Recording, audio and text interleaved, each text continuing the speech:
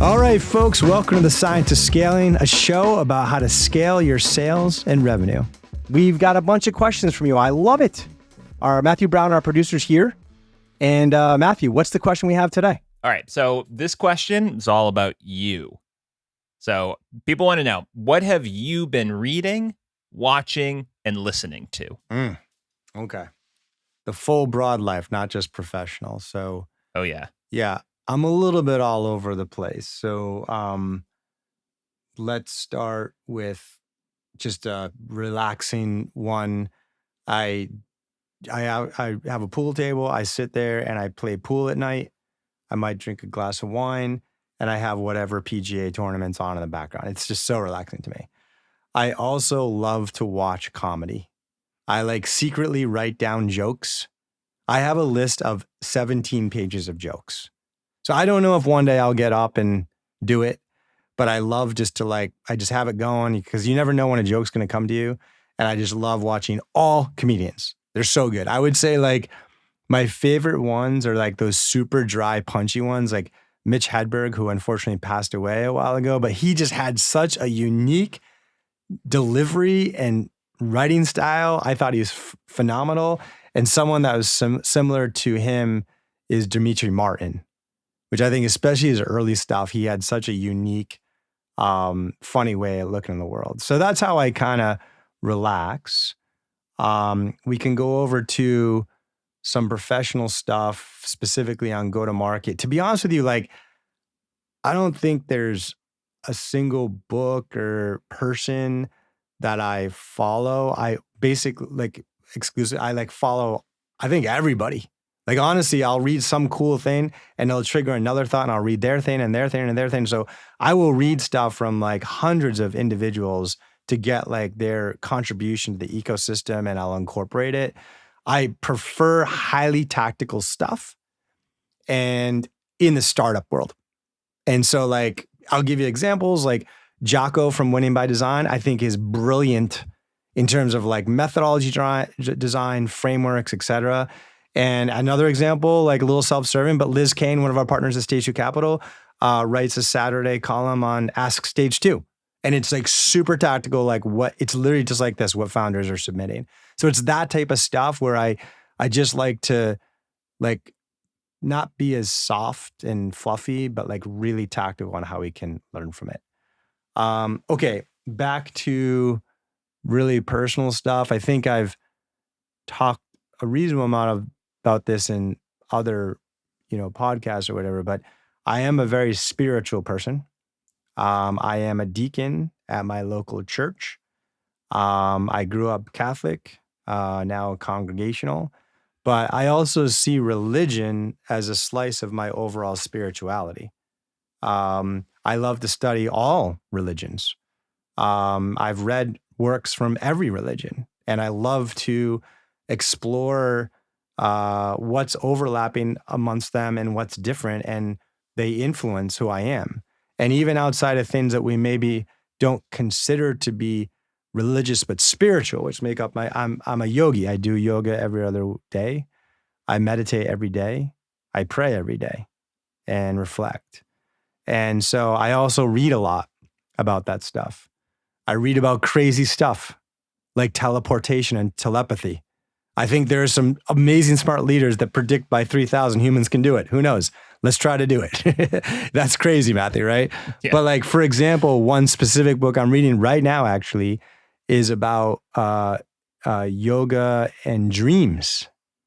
And this individual has been studying people who claim that they're living a parallel life in their dreams as they are in their conscious life. It's just fun to kick that stuff around, and it really progresses me. But honestly, that stuff's kind of out there, but that aspect of my life has been really important for me to reflect every day on the unique gifts that I've been given and think very hard on how I should use those gifts to make the world a better place. I believe that's the meaning of life, honestly. And it's led me to a lot of great things, and it gives me an enormous sense of purpose and confidence and reduces my anxiety on a daily basis because I feel like I'm being very thoughtful about what I should do. guys. So do a lot of reading on that stuff. And then back to work a little bit. From an entrepreneur standpoint, I'm consuming everything on AI. Everything on AI. I'm reading books. I'm mostly listening to stuff because I feel like books is lags the content. And it's the real-time blogs and especially the podcasts out there. I listen to a bunch of them and am just studying AI. I think the most important question in every boardroom today, regardless of your 2 employees or 200,000 employees, is given the problem we solve or opportunity we enable as a business for our buyer, if we can fast forward 5, 10, 15 years and try to envision what the AI world is like, what the tech looks like, and imagine how that same problem or opportunity is addressed for our buyer in that world. That's a very important vision right now. And how we can get there. And I do feel like it's a bit of a moment of what they call innovator's dilemma from Clay Christensen. And there's lots of ways you can describe an innovator's dilemma, but it's sort of like if the incumbent's starting here and the startup is starting here. Are we going to be on video? There's a lot of ways to explain innovator's dilemma, but if the incumbent is starting here and the startup is starting here and the right answer is here, up here, who can get there faster if they both know the right answer? Like, so let's just take like in the move from on-premise to cloud, you had PeopleSoft and HR tech, on-prem Defender, and you had Workday, cloud attacker. So we know the answer is what Workday is today. They've captured most of the new market share creation in HR tech, but they were able to get there faster than PeopleSoft. And even if PeopleSoft knew the right answer, it's really hard to get there. It's like the innovator's dilemma in that move was 3 big things. One was new technical architecture. PeopleSoft would have had to rewrite their on-prem software onto the cloud. A lot of money to do that. Number 2 was subscription pricing. PeopleSoft used to be like, yeah, it's $5 million this year, and then we'll charge you $500,000 in maintenance every year after. Workday is like, it's $100,000 a year. That's disruptive to an on-prem company. And then the third one is distribution. Something very true to HubSpot's heart, which is like, you know, PeopleSoft was like good-looking salespeople that knew how to golf and take people to steak dinners. And Workday was marketing-generated leads fed to an inside sales team and closed in the beginning.